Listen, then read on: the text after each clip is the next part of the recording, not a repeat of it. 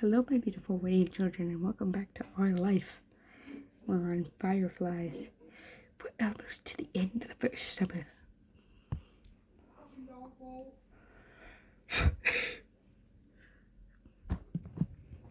Alright, tonight we're going to catch fireflies.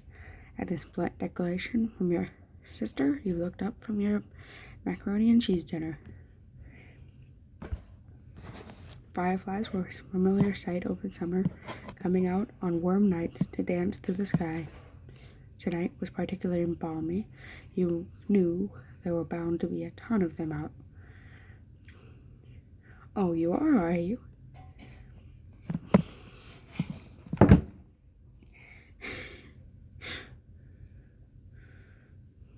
Just gonna casually.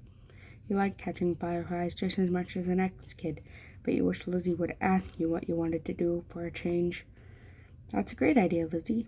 Can we, Mrs. Voidian? Slow tapped his fork against the table excitedly, his face lighting up as he looked at Lizzie. It was unusual for Slow to still be here. Like always, his mom had to bring him over really early in the morning before her job started. Before normally she would have picked him up by now. She called before dinner to let moms know. She'd be like, "You didn't hear why. Probably more work things." You thought maybe getting to hang out with Slow for longer is what made Lizzie want to keep running around outside. Fucking shit. Staying at home and watching TV was never an option for her with guests over. That's why we were pretty sure she'd get your moms to agree. Well, it's already so dark out there. Lizzie gave Mom the best puppy eyes she could, slowly spooning mac and cheese into her mouth, waiting there for their response. Let them go. Night like this don't happen every day. Your parents exchanged a look. Then Mom eventually sighed and nodded back. Yes. Fine. Just make sure you stay on the hill behind our house with all the poppies, okay? Duh, Mom, that's where most of them are. The idea had only just been planted in your head, but already you could just picture all the glowing lights spreading out in front of you, like the fairies from the bedtime stories Mommy read sometimes. Fucking can't breathe, yo, I swear to God. Lizzie and Slow started digging into their food, and it soon became a race to see who could finish their dinner first. Aren't you excited to go outside and play, Wyatt? You gave them a non-committal shrug. Wyatt is just mad because I always catch the most, Lizzie boasted proudly, her mouth full of food, and Mom gave her a stern look. Elizabeth, a knock on the door interrupted Mom before she could no doubt scold your sister. I'll get it. Your big sister jumped out of her seat and ran over to the door, pulling it open without even looking out the window to see who it was. Huh? You shifted to your seat to try to get a glimpse of the unexpected guest. Good evening, Cove. Your mommy had already walked over to the door by the time you managed to see past Slow's floppy hat. A big smile stretched across your face. When you lifted your head to wave, Cove's pink cast went up and returned shortly after. It didn't matter why he was there. It meant he could join you all in catching fireflies. Fucking bangs, y'all, I swear to God. Then for a second, Cove said nothing. He only stood there and looked up at your mommy with a face almost like he was considering turning around and leaving. My dad told me to drop this off because I guess he borrowed it from you. Cove looked at a familiar screwdriver from one large side pocket. Eyes now dropped on the floor. We left ours back home when we moved. Great, thanks, bye. Thank you. Here, why don't you come inside for a bit? Lizzie crossed her arms and lifted her chin. Cove shrugged, and Mom stood from the table too. I'll give your dad a call to let him know he got here all right. Cove shuffled fully inside. Eyes remained on the ground. Mommy closed the door behind him. Hi, Cove. Slow gave Cove a friendly smile while waving by holding up his hand and opening the closed and closing his fingers. The little kid waved. I could just imagine his cute little hands.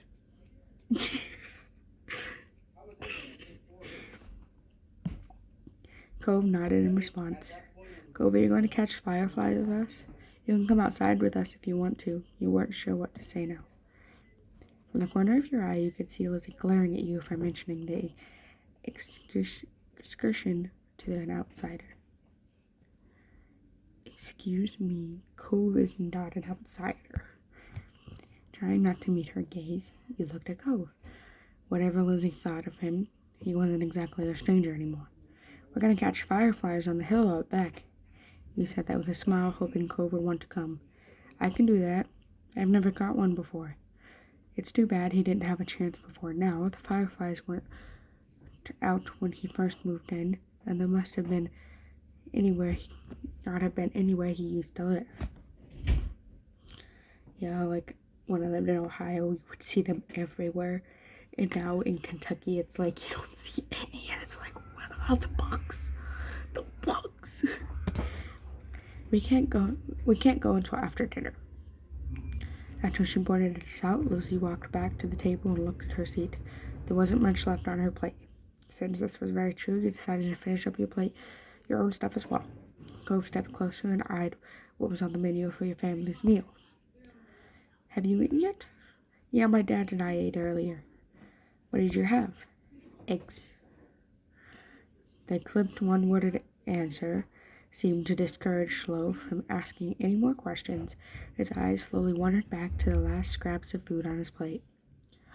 Her phone call with Cove's dad must have ended because her moms came back into the room.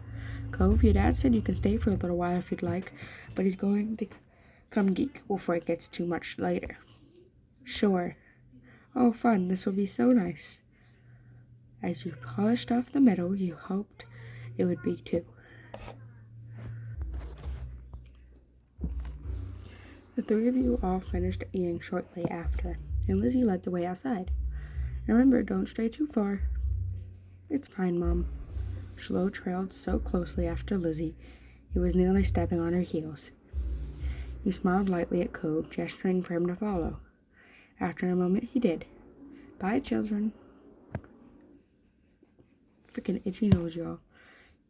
The two of you were a good 10 or 15 feet behind Lizzie, and Schlo, by the time you walked outside, you pushed the door shut behind you, watching their figures get further and further away. You're so slow, Wyan. We don't have all night. You started to run when you heard Lizzie's voice calling you, but paused when you saw Cove still walking at a relaxed pace. Just walk with him. You fell behind. Sideline. Sidling. I am dumb. Up next to him and matching his stride, you noticed right away. You can go ahead if you want. You smile and shake your head. After a short while, the two of you reached the hill behind the house. The fireflies were out in full force, floating on the breeze, their gentle glow winking in and out and creating almost a magical effect. Lizzie had already climbed up to the top. Schlo was spinning in a circle somewhere off around the middle.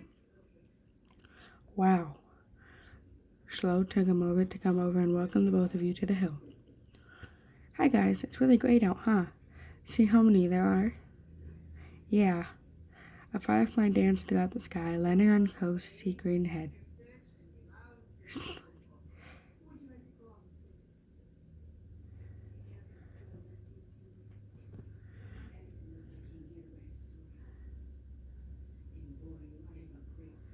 We're making decisions for Schlo now.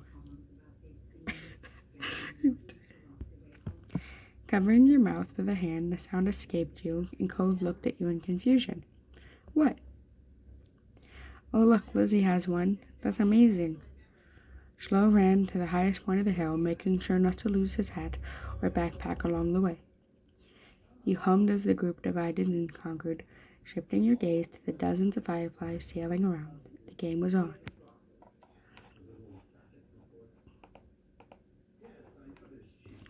You had a bandage on a thumb, and you tried to be cautious of that, You had a bandage on your palm, you try to be cautious of that. You had 2 bandages on your hand. You try to be cautious of that. You would,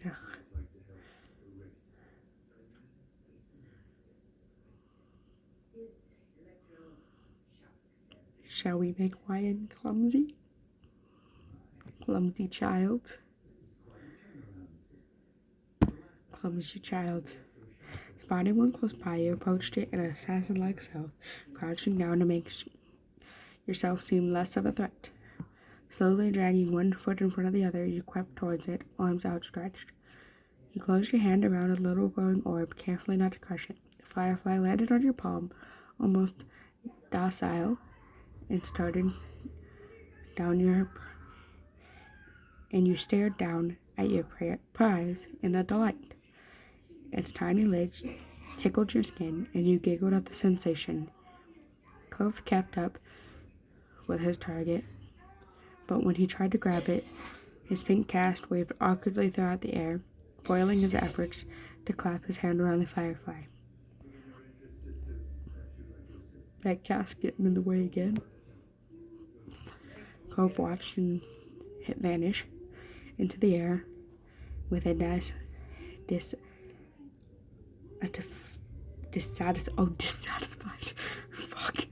dissatisfied expression on his face.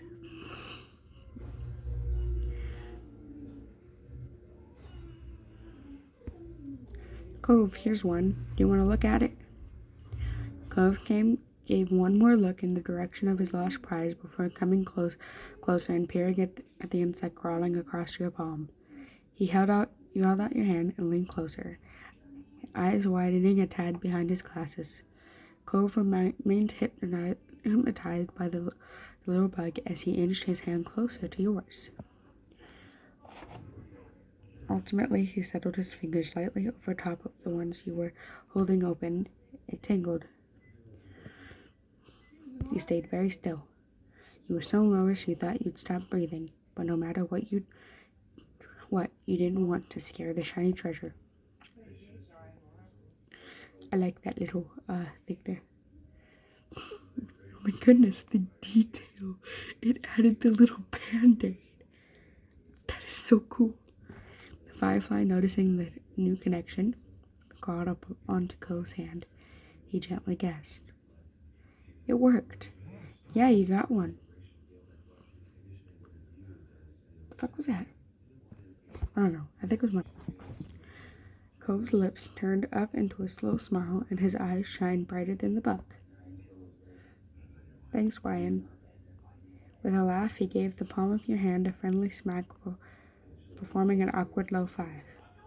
Startled by the extreme movement, the tiny light disappeared before you could even blink.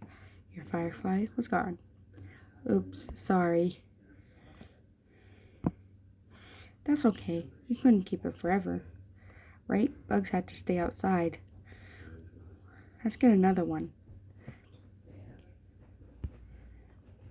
We can work together.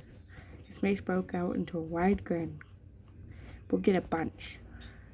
With a renewed vigor, he ran out into the hill. You're not sure how much time passed while you were in the thick of it. All you could focus on was the adventure at hand. No critter was safe from your grasp. At first, you tried to keep a tally on how many you got, but once the number grew higher than 10, you had no more fingers left to count with.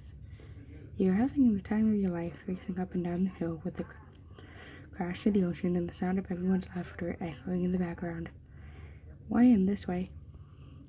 You followed the sound of Cole's voice at the top of the hill, watching as he stretched his arm in front of him, reaching with his fingers, only narrowly missing his target. Cove and you took turns trying to scare fireflies in directions to the others. You showed him some techniques that you had learned, like how to cup your hands correctly, and he listened intently before trying for himself.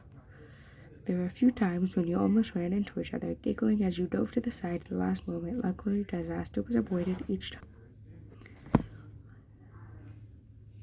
It was an overall huge success, with the both of you catching multiple fireflies each.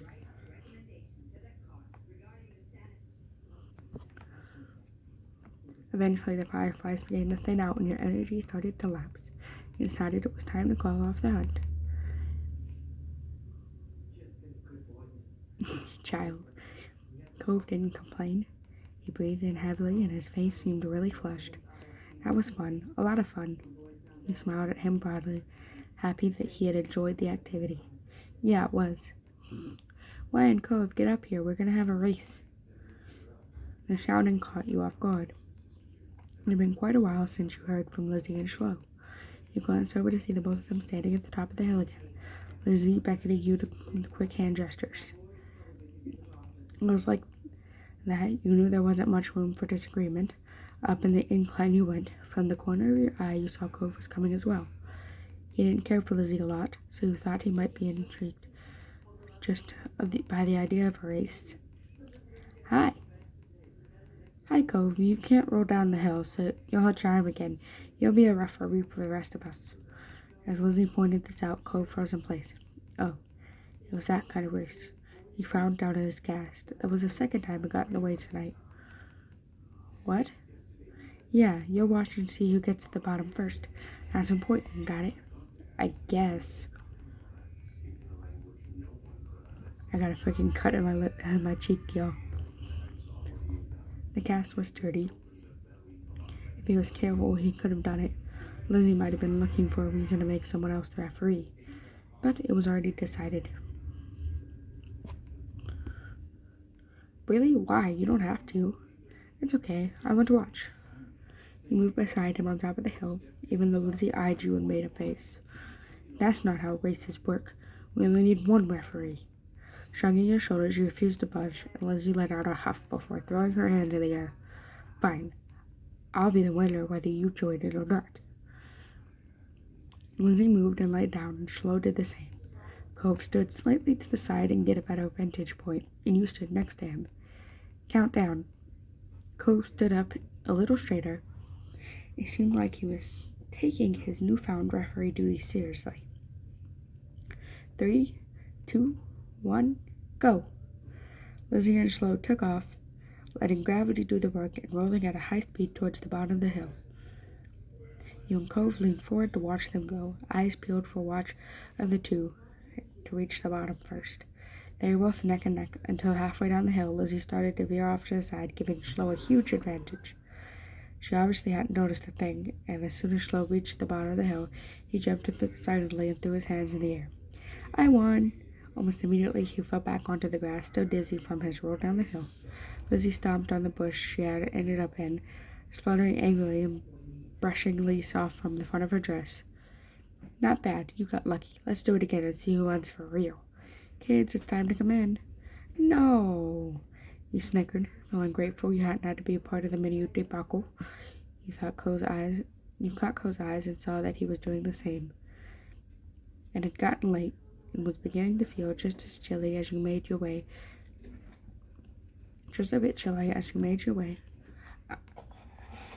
out of the hills, but the cold air hadn't dampened anyone's spirits.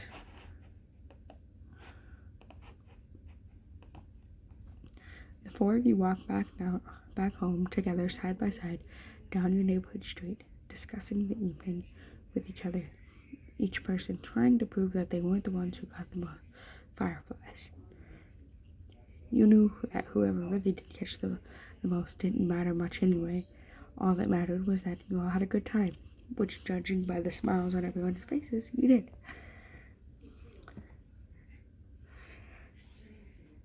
That is a very good place to end it. So I love you guys so much, and I will see you guys in the next episode.